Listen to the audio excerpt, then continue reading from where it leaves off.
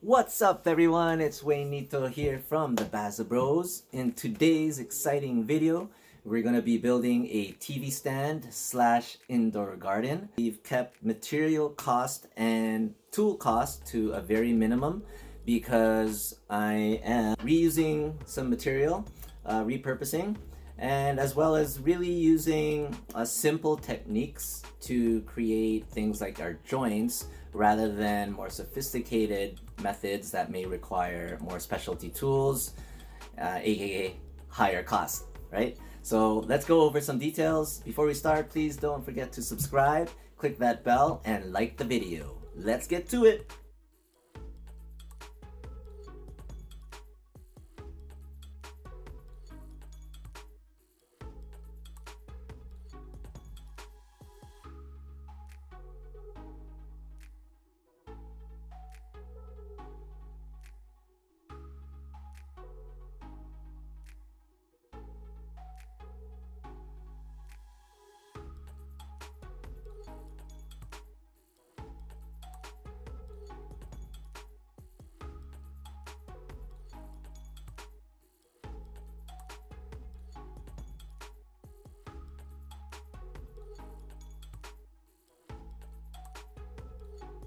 Over here we have our barn wood that I got at Home Depot.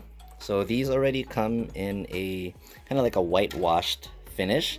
They're really rough around the edges, and the idea is it's exactly what it's called, barn wood, right? So it kind of gives you that barn feel, really rough around the edges. I'm going to sand them down so that it's a bit more finished looking and smoother to the touch, because right now if you just rub your hand on it, you'll probably get some splinters. So I'm going to get rid of that. And as well, I picked this up at Home Depot too. It's just laminated project panels made out of pine. I love pine because it's very lightweight and it is strong. Just with good design, you'll be able to create some stable and really strong furniture. These are about 30 bucks a piece. I got two of them, one for the top and bottom, and I got for 8 feet long pieces of barnwood that I'll use to create the trimming around the edges for the top and bottom as well, to give it that nice finished look. And over here I have my 3 of the 4 IKEA legs. So these are just standard table legs that I'll be taking. I'm actually going to be cutting them because the TV stand is going to be shorter. I'm going to cut them and repaint them to that copper finish. The first tip here is, before even starting to cut, what I always like to do is just have a look at the pieces that you're going to be working with, right? So if there's a face or a side that you want to be shown because there's this really cool pattern or abnormality, and you want that to actually show some character in your piece of furniture, then ensure that when you start cutting, you're cutting on the side that will allow that side to be shown, and instead of just randomly measuring out and cutting and realizing that, oh, I would have rather had this side show up instead of the other. Okay, so now let's talk about how all these joints or pieces are going to come together. So for the top piece, I'm not going to do anything with it. I'm going to use the full piece, and the way the legs are going to sit is we're going to get the legs to come right up to the edges at the corner, and the barn wood, this is just a random piece of wood to show you what it's going to be like. The barn wood is going to be used along the sides to create the trimming, right? So that's the idea of the barnwood and the legs.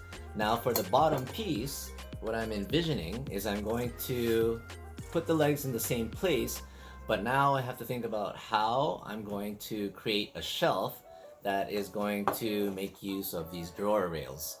So the idea is, so these drawer rails specifically require a 1/2 inch on either side of the drawer to be able to function, right? So that means I need to strip away, if I'm using the exact same size piece for the top and bottom, strip away 1 inch, so that equates to the 1/2 inch on each side.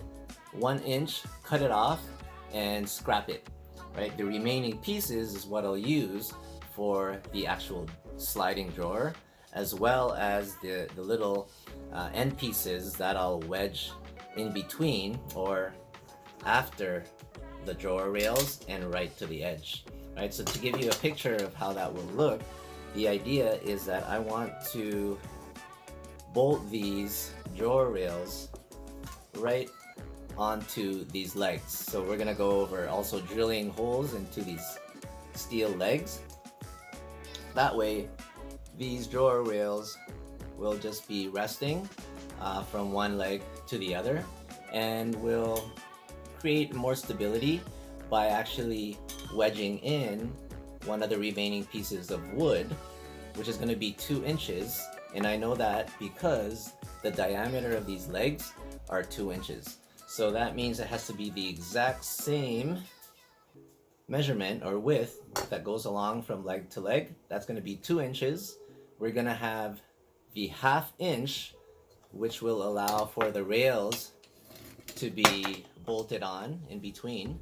So there's 2 inches for the wood, the 1/2 inch space for the rails, and then the shelf itself, which will go along to the other side, and the other side will just be the exact mirror image of this. Right? So when I cut off that inch, I just want to make sure that it's an actual inch, because these drawer rails specifically require the 1/2 inch on either side. Anything less, it'll be too tight and it'll create a really tight fit. I want them to function normally and smoothly, so that 1 inch is important. I want to cut it and make sure I discard that. And then the other pieces I can always try to fit in. You can shave down, or you can maybe even use some washers if you need spacers. So that's the idea. I'm gonna now clamp this wood down to my dining table, and then we're gonna start cutting. Okay, so I've drawn out my 1 inch line here. I've also clamped on an extra piece of wood on top. This will help as a guide so that I can keep my saw line straight. And what else is, I've put a piece of cardboard here at the bottom. I have carpet, so I want to catch the sawdust. And as you can see, I have my vacuum behind me, because I like to vacuum as I go along so that I don't create a big mess. It's just helpful. I don't have a big shop, so I just want to be able to easily keep up with the cleaning and ensure that I'm not stepping on anything. I got my safety glasses as well, and I'm inside, but I do have shoes on, right? So I don't want to be walking around in flip-flops, tripping on stuff, carrying sharp objects. It's good to actually just be stable. Just wear proper shoes, no loose clothing. I know this is just a safety clip again, but let's get to the cutting.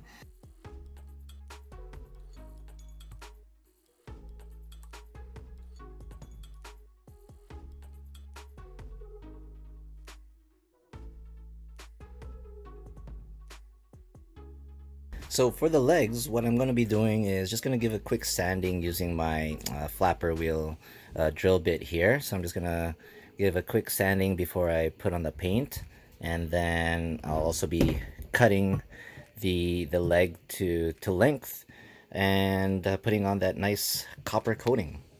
Over here, I'm just going to give the legs a light sanding. So I'm just using the drill driver over here, and I'm just going over like so. When I'm done, it just gives me a better finish there, a better surface for the paint to adhere to. Now we're going to apply this aged copper Rust-Oleum metallic paint. There they are, glimmering in the sun. So I've finished cutting off the 1 inch scrap piece, and then my 2 inch end pieces, which go on both sides, either side of the sliding shelf. So now for sanding, again, I said you could hand sand using sandpaper and a block of wood, and just manually smooth out those rough edges. You can also get one of these power orbital sanders. Really easy to use. Plug it in, different speeds that you can set, and it's pretty easy to control. You just have it here. Boom. Sand your surfaces. 2 hands is better than 1. That's why it's also handy to have your clamp so you can clamp down to the table. I'll go ahead and finish this outside because it's quicker, and these do make quite a bit of mess. and so I just want to hop onto the balcony to do this. For the trim pieces, it's going to be the barnwood, which I have right over here. That's going to be the trim, which is going to go along the edges. So the idea is that on the front and back, I'm going to go the length plus a bit more, so it's going to rest like that, and then I'm going to have another piece that goes like so. So I just have to measure the full length of the top and bottom board and just add the thickness, which is about 24 millimeters, 2.4 centimeters for the barnwood. So I just have to add that to the length of the board to ensure I have the correct length for the front and back, and just doing the math, ensuring that I have the same length or depth as the board for the side pieces of the trimming. So I'm gonna get all those measured up, cut and sanded, and then we're gonna start putting stuff together. Getting closer and closer, I've cut all the pieces, and what I'm gonna do is do the sanding afterwards, because once I mount these the trimming to the top and bottom boards, I want to ensure that the sides are even, right? So what I'm gonna do is fix the trimming first, and the way I'm going to do that is by using the furniture bases, right? So I'm gonna put as many as I feel required until the trimming is secured, like so. And I'm going to use these special braces that I also got at the hardware store for the corner pieces, and I'm just going to use these 3/4 inch screws. And the reason why they're 3/4 inch is because I wanted to ensure that they didn't go through the barnwood and show on the other side, as well as when I put it on the pine board, then it won't go through this as well and show on the other side. So I'm just gonna get all that mounted, and then I'll talk about also the drawer when we get to it.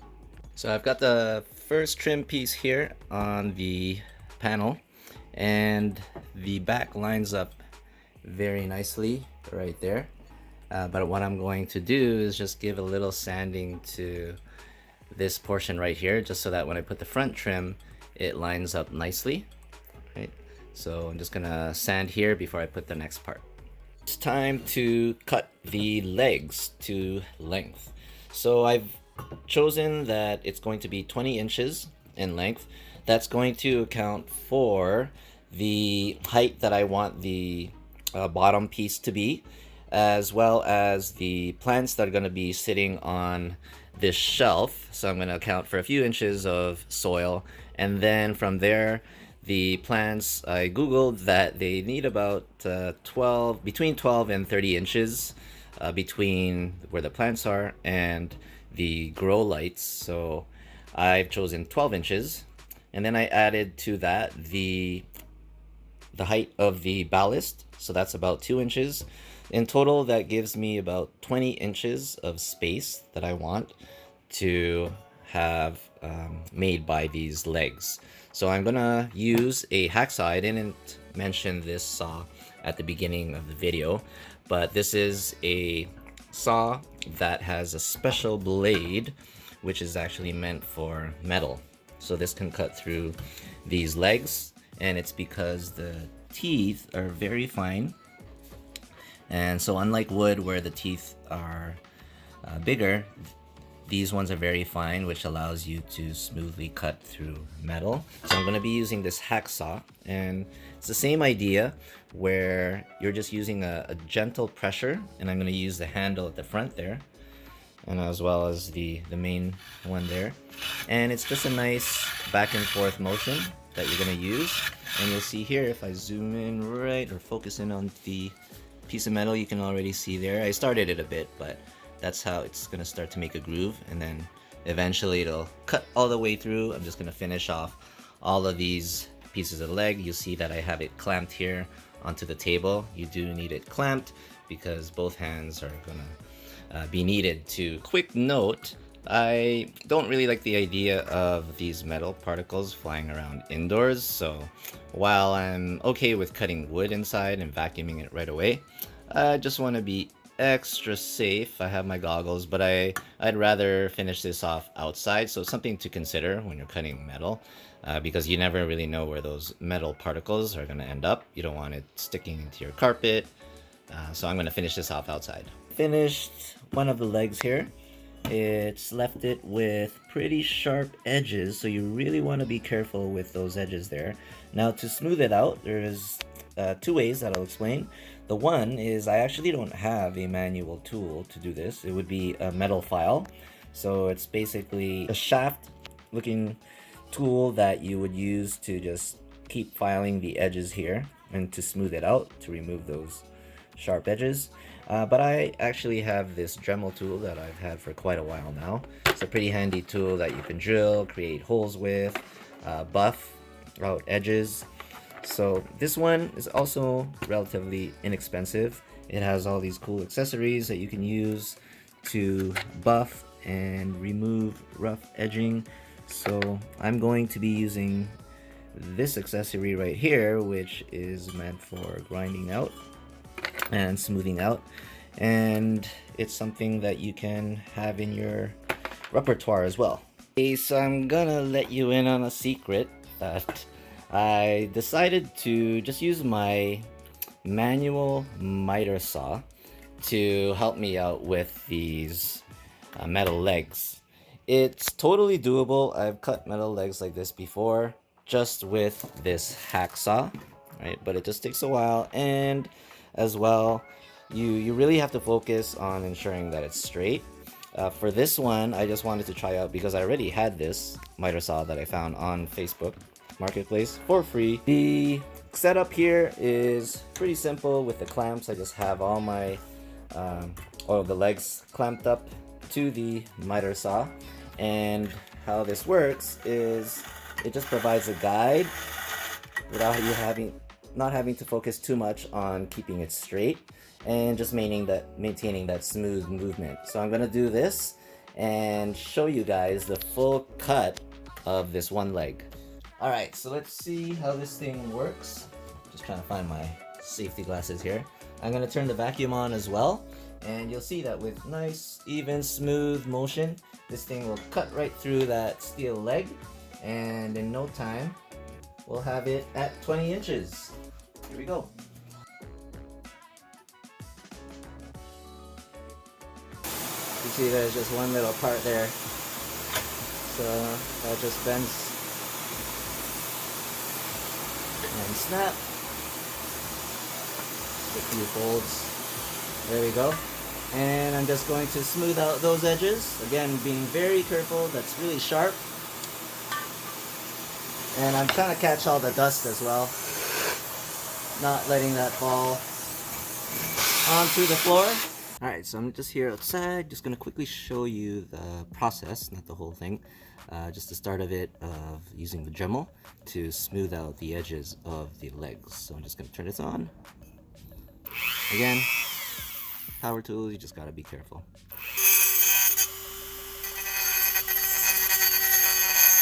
Alright, we are almost there, folks. So the bottom panel, if you remember, we spaced out the panel on the bottom was going to be a little shorter because we wanted to put the drawer rails in, as well as the end pieces before the trim. So here's how it's all going to come together. I've already attached the trim piece, this is the front facing piece on the bottom, to the bottom shelf, and as well as put the drawer side rail onto the bottom panel here. Here's the cabinet side rail for that. So this, if you remember, accounted for a 1/2 inch because the manufacturer told us that it requires a 1/2 inch on each side of the drawer to be able to slide properly. So right here, this is a 1/2 inch, right? And then after that, we had the rest of the 2 inches, which equated to the legs as well. That's why I chose 2 inches. And then we had the trim piece, which is going to go like so. Right, so the idea is that when this is all together, and here's the leg, which is just gonna fit in right in the corner, right? So if you imagine this is all together, this side piece, the leg, and the end trim, as well as the one side of the rail, is all going to remain in place, while the shelf, this side right here, is going to be able to slide in and out because of these rails. So now I just have to figure out a way to put this all together. If you can look right here in the corner, I'm going to have the leg go all the way to the floor. So that means I just have to cut around on this end piece the shape of the leg, and I'm going to be using a very fine saw. If I could just quickly grab it here. And this is the saw right here. So it's a Fat Max compass saw. Again, not too expensive. I'm going to be able to use this to cut a rounded edge so that the leg can fit through and go all the way to the floor, right? So I'm just going to use those furniture braces like I did right here, I did earlier, to attach the trim to the end pieces. And we're also going to end up drilling holes into the legs so that if I could just grab it right here, the railing can be attached directly to that leg, and it's all going to be one unit. Okay, so now for drilling the rail onto the leg, what I'm going to try to do is, using the sheet metal screws that came with the rail, I'm going to attempt to drill a hole small enough into the leg so that this can securely be fastened without coming loose, right? So the idea is, first, before trying to drill into the leg, I like to make a dent in it so that when I start drilling, the drill itself doesn't start wandering, right? So I'm just going to use just a special driver here. That's not a driver, but it's a tip, like a punch. So I'm going to just place that on the spot that I want the hole to be, and just give a little hammer. Now you can use any pointy object, just anything that'll make a dent or a mark into the material that you're going to. That's good enough there. So it gives a little dent for the tip of the drill bit to dig into, so that when you start to drill, it doesn't wander around. Now as well, the way I chose the drill bit is I ensured that the shaft of the screw match the thickness of the drill bit, so that when you screw in or fasten the screw, it doesn't come loose and it's secure and nice and tight, right? So let's drill the hole.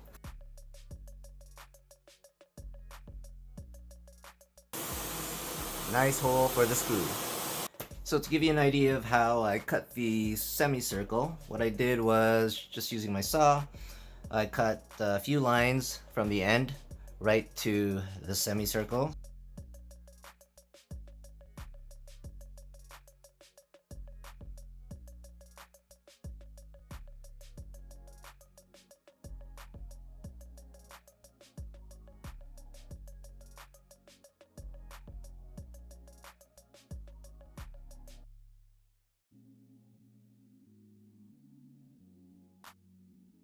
I have the top panel upside down.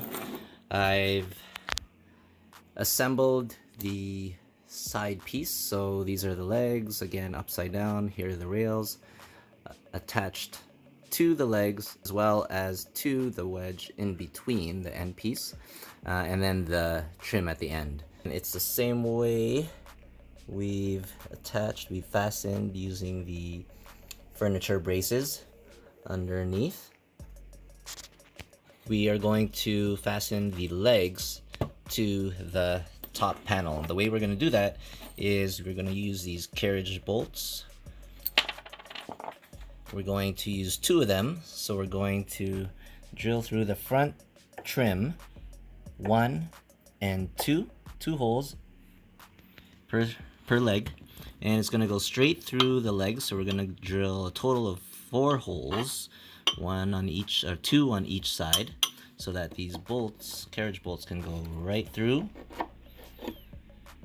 And then we're going to fasten them with a washer and bolt. Also going to paint these the same copper aged color, or aged copper color, so that we have a nice match between the legs and the bolt. Oh my goodness, we're almost there. I'm gonna put the, oh, first of all, I attach the sides to the top panel. They're pretty secure with those carriage bolts. Again, I use the 2 bolts on each leg, so they're nice and secure. I will now put the lighting fixture, which I found for free. All I had to do was buy the LEDs. So this is going to go underneath that top panel, and it's going to be hidden because the trim pieces are higher than the depth of this light ballast. Right, so I'm just going to, I'll have the cord, doesn't really matter which side the cord is on. For our use, I want the outlet on the right hand side, so I'm going to leave the cord on that side. And I'll go ahead and just, I might reuse these holes that are already here, and then just screw in into the board from this side. So I'll do that now. We're in the final stages. We have the back trim, which is going to be fastened to the side trims. That's the only, well, aside from that, there's also going to be this shelf support, which I found on an old shelf that we threw away. And what this is for is just used to provide support at the back, on the back of the shelf, and it prevents it from swaying back and forth. So I'm going to reuse this. I'm going to attach it to the back trims, the top and bottom, to make that nice X, and that's going to prevent side to side sway. Woohoo! Alright, so I got the TV on the TV stand. This is the day after completion. So I just wanted to give an update because I thought of a couple of things that I wanted to do after seeing the finished product and seeing how it worked. The first thing is on the shelf, while the sliding glides do work very smoothly, they don't do much for keeping the piece together. So what I did was, if you can see here underneath, from trim to trim, I just attached a 1x6 board, which goes all the way across. So what this does is it keeps the bottom portion of the unit together. So rather than it spreading apart, because there's nothing at the bottom to really hold it together, that's the purpose of that bottom bracket. It's hidden, but it keeps it very secure. And now the shelf slides smoothly in and out. Oop, our very first plant. Gotta take care of that. It's a nice little orchid getting some light from the LED tube lights. The second thing I'm going to do is I want to apply some water-based clear finish to the shelf that's going to be used for the plants. The reason why is because it might get wet, so I want to provide a little bit of coating here to protect the wood. And I do prefer the water-based clear finish because it doesn't have a strong fume, and it's just easier to work with.